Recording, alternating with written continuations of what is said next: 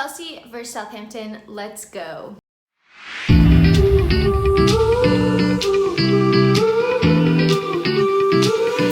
Hey guys, welcome back to another match preview video. I'm aware that this is cutting it a little bit close to the game, but I still wanted to get something out ahead of the match.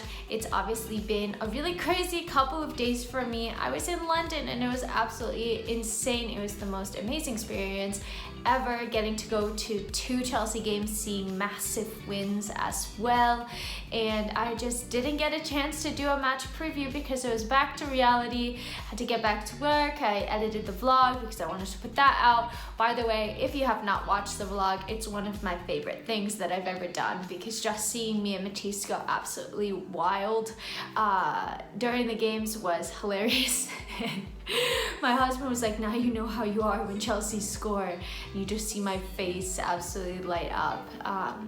So if you haven't watched that, give it a watch. But yeah, we're gonna talk about Chelsea Southampton, so let's get right into it. First off, it's the last round of 16 in the Carabao Cup, so I do think that we're going to see a lot of rotation, and it's going to be pretty difficult to predict this Thomas Tuchel side, because it's always difficult to predict. Lately, all of the defenders are performing well. We're seeing a lot of performances from the midfielders that are scoring, so I think that trying to predict this will be interesting. Let's see how many I get right when the starting 11 actually comes out. In goal, I think we're going to see Kepa come in. Mendy has done a brilliant job. I mean, he has kept so many clean sheets and he has made a lot of saves as well, but I do think we're going to see Kepa get some minutes in here.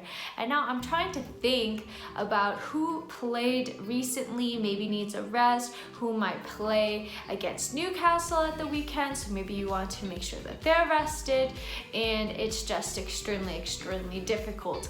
So at right wing back, I feel like we could see Reece James. Azpilicueta was also rested at the weekend against Norwich, so Azpilicueta could come into the side as well.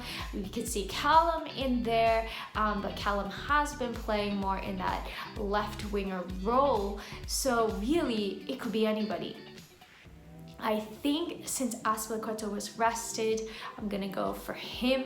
Actually, before I started recording, I had Reece in there, so I've just changed my mind completely while I was recording. And yeah, okay. Moving on to the center back spots.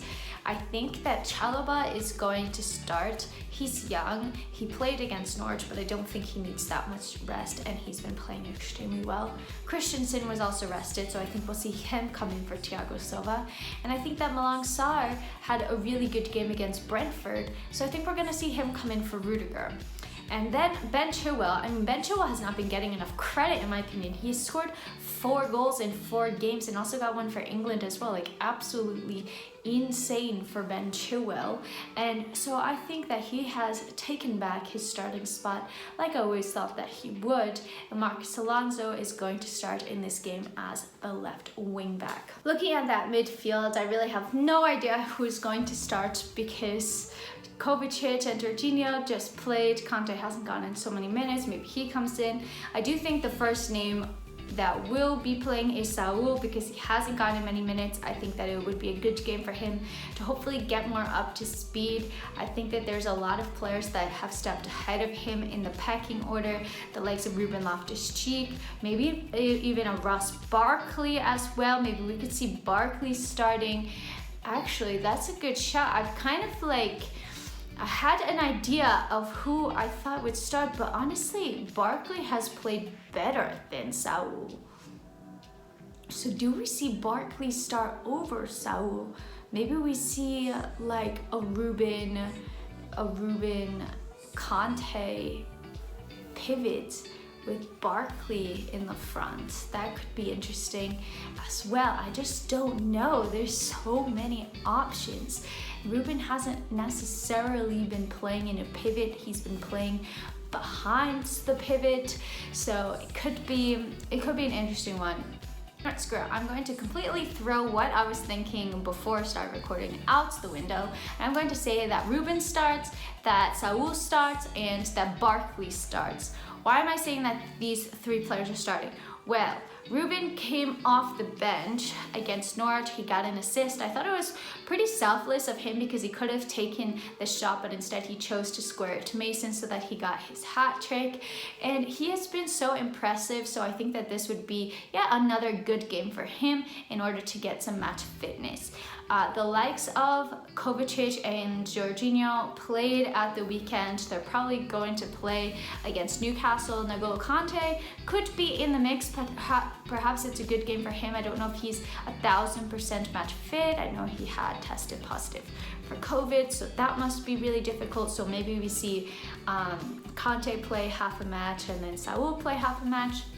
I think Saul hasn't played at all, so it would be a good match for him to try to get a bit up to speed, to get adjusted. But like I was saying, the likes of Ruben and Barkley have been super impressive when they've had their opportunities, so they've really skipped ahead of him in the pecking order. And then Barkley hasn't started a match yet, but when he's come in, I think that he's actually looked pretty good. It's a matter of if he can be consistent enough, if he can keep this up. So this could be a good opportunity for him. And I think we'll see a lot of rotation. Chelsea have so many fixtures coming up. Like, we should be rotating the squad a lot. So I'm going for that. It's a little weird, but I think it could work. And if it doesn't, you can always change it. Chelsea have a massive squad depth. And then looking at the front two that you have left, really there's not many options. Maybe Havertz and Ziyech. And Havertz really has not been able to find any form so far this season. I felt a bit disappointed with his performances, but I think it's probably difficult for him because last season he was playing as the 9. He was playing in the middle of the attack, and now Lukaku occupies that space, so he isn't playing in that position. And then when he does, it's not as often, and he's playing with different players around him. It's not so consistent, so I imagine that that must be really difficult to get adjusted to, get used to, but I still think that he has the potential to be one of the best players in the world, but we're yet to see him find any sort of consistent form. So I'm hoping that this game can allow him to do that, because against Norwich, I didn't think he was great, and the defense was pretty poor, and we just scored so many goals. So that's the type of game that you do expect the likes of Kai Havertz to be scoring. So hopefully he can get to that in this game. As for Hakim Ziyech, I just don't feel like he's really done much for Chelsea so far. He scored a couple of important goals, but overall I feel like he's been a bit underwhelming for me. I felt like he could do more. When we signed him, I thought that he was going to have I thought that he was going to be the player that made the most impact for Chelsea, and that just hasn't been the case. So I really want to see him get back to his best, because he can be absolutely devastating when he's at his best. Just seems like the system doesn't quite suit him. It must be difficult to play just when you're called upon and try to put in a good performance. Typically, players do need some sort of consistent game time, which he's not getting, and it's just been a shame that it seems that the Chelsea move isn't necessarily working out yet, but I really hope to see him get back to his best, and maybe he can start that in this game, who knows. So yeah, it really could be anyone, honestly.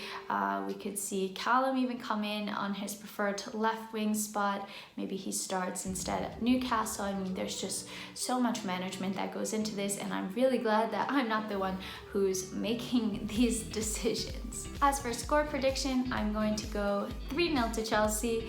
I'm not at the game, so I hope that I can still bring some good luck. I absolutely love that people are like, we need to start a petition to get Ellie to move to London.